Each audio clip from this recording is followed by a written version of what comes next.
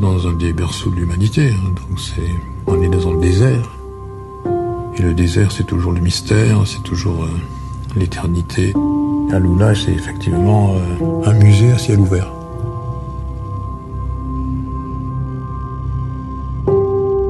Ce qui m'a le plus frappé, au-delà des archéologies, c'est le travail du vent sur ces rochers.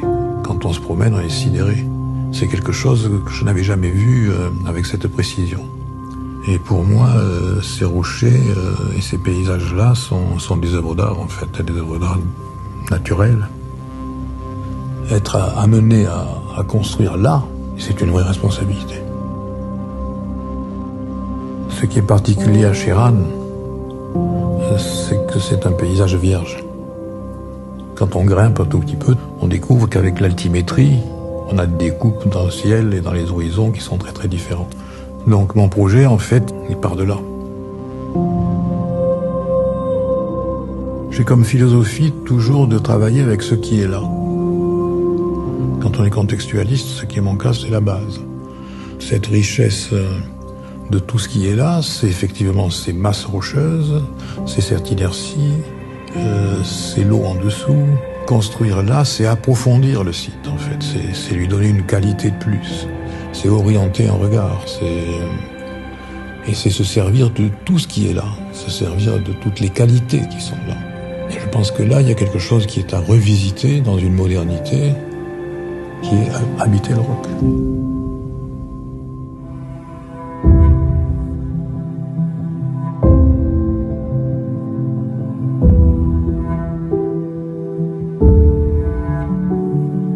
Ma première tentation a été de me servir de ces motifs créés ici par le vent et d'aller chercher, d'aller approfondir certains reliefs et de créer à partir de là des pleins et des vides et de créer des sortes de moucharabie aussi qui seront l'impression du souvenir de toutes ces formes. Et il va falloir amener de la lumière dedans parce qu'on veut des raies de soleil, on veut savoir où on est. On veut voir une perspective intérieure, on veut voir un cadrage quelque part, aller chercher les bons horizons, d'aller regarder de plus près le rocher qui est en face. C'était important aussi de créer, depuis le ciel, une pénétration très forte.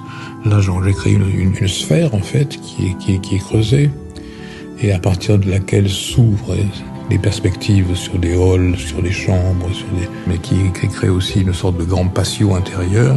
Mais ça, c'est vu du ciel. Donc, c'est quelque chose qu'on découvre là comme une grande surprise. On va chercher la lumière, toujours.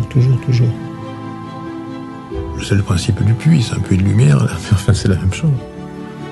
Et puis, on a la conscience d'une échelle tout à fait différente. Parce qu'on sait qu'on est au milieu et on sait que 80 mètres en haut, il y a le ciel, on le voit.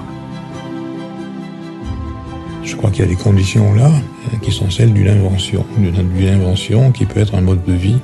Notre but, c'est de garder toutes les qualités de l'inertie. C'est-à-dire d'user le moins possible d'énergie qui n'est pas indispensable, qui est même nuisible. Simplement de ventiler de la façon la plus naturelle quand on peut. Donc c'est à partir de là qu'on travaille. C'est à partir de ces possibles-là. Mais qui invente automatiquement quelque chose. Donc là, dans ce resort, on va être effectivement dans des conditions uniques.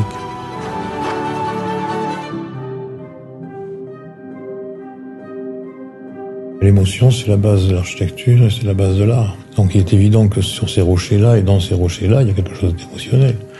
Il faut que quand on arrive sur le roc, sur la peau du roc, on découvre effectivement ces motifs en face et quand on voit cette lumière sur le rocher en face. Bon, c'est toutes ces émotions-là qui sont effectivement un vocabulaire qui n'est pas utilisé souvent.